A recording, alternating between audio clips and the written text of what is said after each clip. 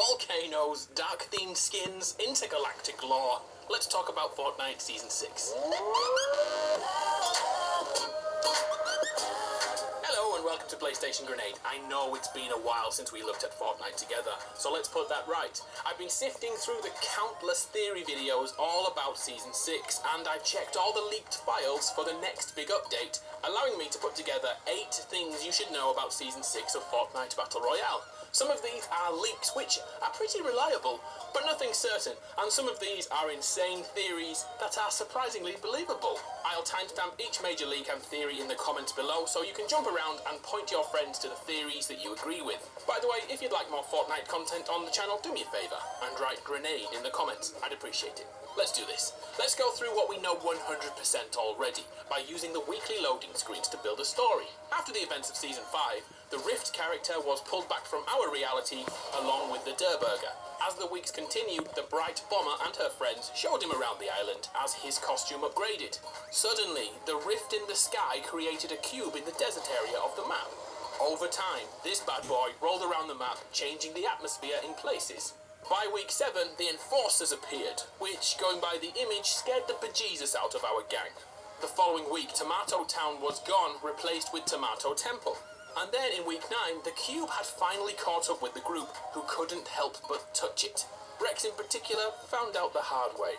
Now the week 10 loading screen has been revealed, it opens up such possibilities for Fortnite. Here we see the Bright Bomber touching the cube, but look at her reflection. There's a negative version of her looking back. Her eyes appear to be covered in the Rift lightning, but the most interesting thing here is her shirt. The happy-go-lucky llama is replaced with a dragon. Let's quickly copyright a name for her. Bright Bomber could become the Dark Destroyer. Nah, that sounds like an adult movie star. Moving on. And now we can start to speculate. The widely accepted theory is based around the movement of the cube. I'm sure you've noticed the cube is going for a walk around the map. Heck, I'm even sure you've deliberately crushed yourself with the cube, or murdered a few other players with its force. It's damn satisfying, isn't it? Leakers have been able to plan out the path of the cube, and to this day they have been spot on. The cube's endpoint is almost certain to be Loot Lake. In terms of lore and backstory, the cube looks to feed from water and has regularly crossed the stream about 3 times before hitting the lake. And now, here's where the fun begins. In the data files, assets have been discovered that show the introduction of lava to the map, and it's in the same shape as Loot Lake, leading many to believe the lake of water will become a lake of lava, and a volcano will leap from that lava to signify the start of Season 6.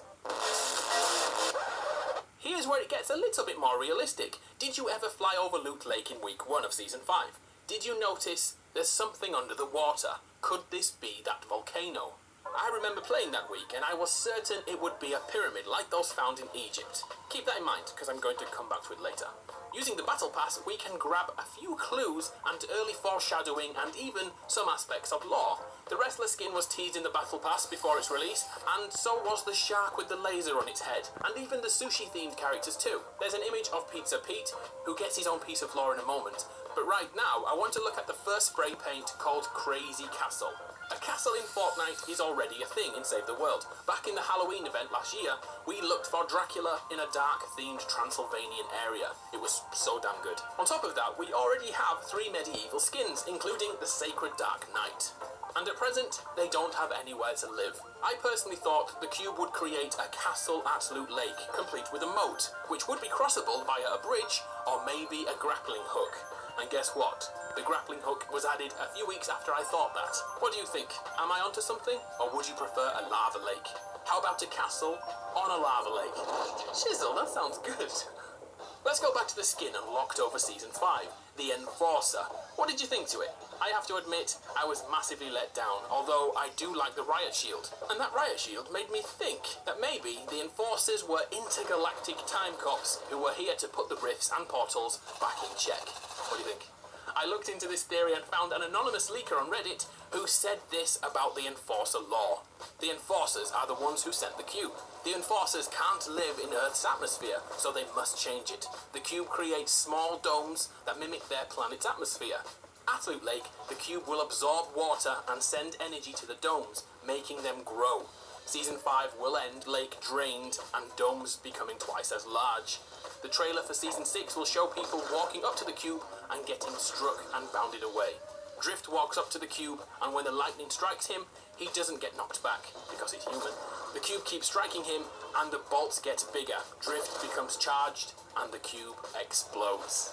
How cool does that sound? I'd go with that. I'm cool with that. Yep, go with it, Epic Games. What do you think?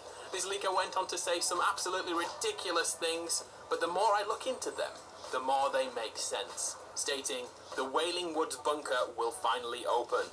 The person inside decides to follow his dream, building a chicken restaurant. One of the Battle Pass skins is a restaurant mascot. The restaurant expands into an amusement park throughout the season, completely replacing Wailing Woods. Right, I know that's completely far-fetched, but let's look at the evidence. Back in Season 4, the 3 items that vanished from the world were all restaurant-related. First, the Der Burger, which came back with the Rift character, then the Tomato Head, which had just returned from a visit to the Mayans by the looks of things, and the one we all forget is Noms, which reappeared in the northeast corner of the map, not too far from that bunker. What if these 3 restaurant chains are gearing up for World War III, the biggest food fight in history? One from the future, one from present day, and one from the past. It's a bit of a stretch, but I think it's plausible. Or do you think I'm off my rocker? Let me know your thoughts. Let's break that down a little bit. Let's take the Tomato Head part of that theory. By now, you'll only just be able to remember Tomato Town. Tomato Town. However you choose to say it, it's cool with me. The location was pretty terrible, with only a few chests and terrible sightlines. This was improved dramatically with the addition of Tomato Temple. And the Battle Pass image of Pizza Pete has one Reddit user, Ferb73craft, excited and able to build lore around this occurrence. Here's what he said about a time-traveling cult. I'm sure you all know Uncle Pete, aka the Tomato, has returned to his home in Tomato Town. However, not in his former glory. His massive metallic structure reduced to a measly carved rock. Many have joked that he was burned due to the rock's charcoal colour, but I think I have a better idea. The Pete that returned is not the Uncle Pete that left. It's a replica, an idol, carved by humans in the past.